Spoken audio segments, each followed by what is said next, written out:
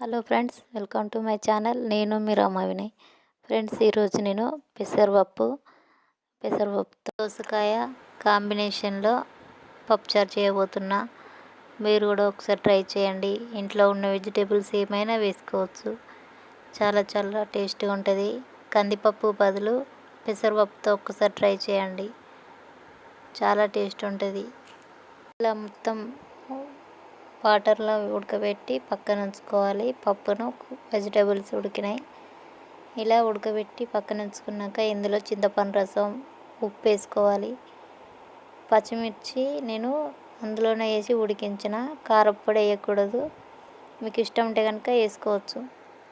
next oil వేడెక్కాక ఎండుమిర్చి, జీలకర్ర, కరివేపాకు, వెల్లుల్లి